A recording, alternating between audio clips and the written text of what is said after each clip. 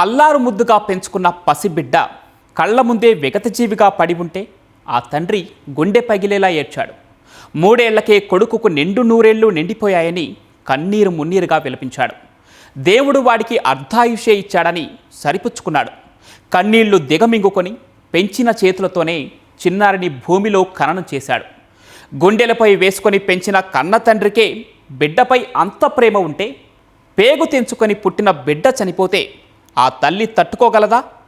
నవమాసాలు మోసి బిడ్డను కన్న తల్లి గుండె తల్లడిల్లిపోదా? కానీ ఆ కన్న తల్లికి ఇవేమీ పట్టలేదు. అసలు బిడ్డ చనిపోయాడన్న బాధ ఏ కోశాన ఆమె ముఖంలో కనిపించలేదు. ఇదే ఆ భర్తకు అనుమానం వచ్చేలా చేసింది. లోతుగా విచారణ చేస్తే బిడ్డ మరణం వెనుక ఉన్న అసలు నిజం తెలిసింది.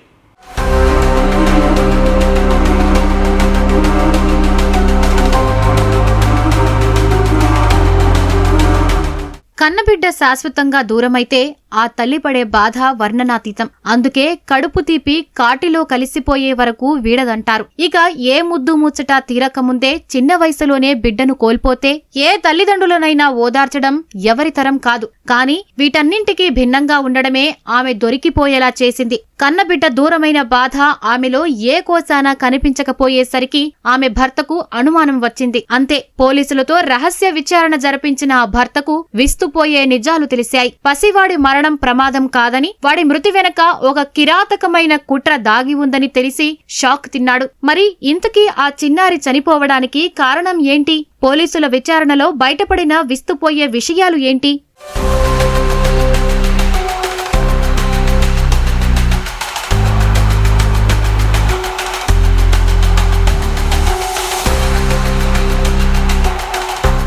సిద్దిపేట జిల్లా జగదేవపూర్ మండలం తీగుల్కు చెందిన రంగస్వామి జ్యోతికి ఓ కుమార్తె కుమారుడు ఉన్నారు. బతుకు తెరువు కోసం కుటుంబంతో సహా రంగస్వామి కీసర మండలం చీర్యాల వచ్చి ఉంటున్నాడు. క్యాబ్ డ్రైవర్ గా పనిచేస్తున్న రంగస్వామి డ్యూటీకి వెళ్లగా భార్య జ్యోతి కుమారుడు హరికృష్ణకు మూర్ఛ వచ్చి మంచం మీద నుంచి కింద పడిపోయాడంటూ ఫోన్ చేసింది. హుటాహుటిన ఆసుపత్రికి తీసుకువెళ్లేసరికే ఆ చిన్నారి ప్రాణాలు గాలిలో కలిసిపోయాయి.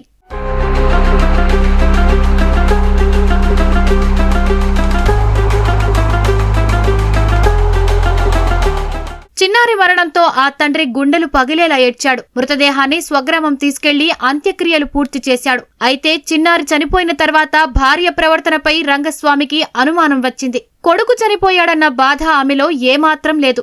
దీంతో బిడ్డ చనిపోయిన రోజు కాలనీలోని సీసీ కెమెరా ఫుటేజీలను రంగస్వామి నిశితంగా పరిశీలించాడు. అందులో రికార్డైన దృశ్యాలు చూసి ఆ తండ్రి షాక్ కు గురయ్యాడు. తాను ఇంట్లో లేని సమయంలో ఓ గుర్తు తెలియని వ్యక్తి ఇంట్లోకి రావడం, ఆ తర్వాత బాబును ఆసుపత్రికి తరలించేటప్పుడు కూడా అతడు వెంట ఉండడాన్ని గమనించి రంగస్వామి నిర్ఘాంతపోయాడు. వెంటనే కీసర పోలీసులను ఆశ్రయించాడు.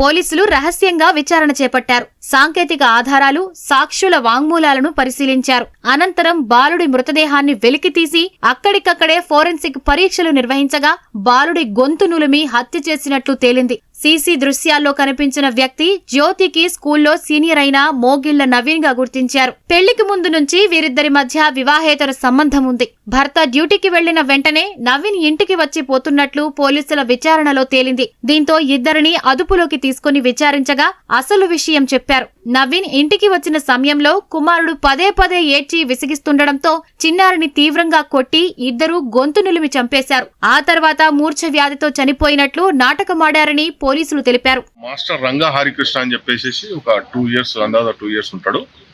అతను మంచం మీద నుంచి కింద పడిపోతే భార్య హాస్పిటల్కి తీసుకెళ్తే అక్కడ చనిపోయాడని డిక్లేర్ చేశారని డాక్టర్లు చెప్పారని చెప్పేసి ఈ అబ్బాయిని తీసుకెళ్లి వాళ్ళ సొంత పొలంలో పూర్తి చేశారనమాట. న్యాచురల్ డెత్ అని చెప్పేసి.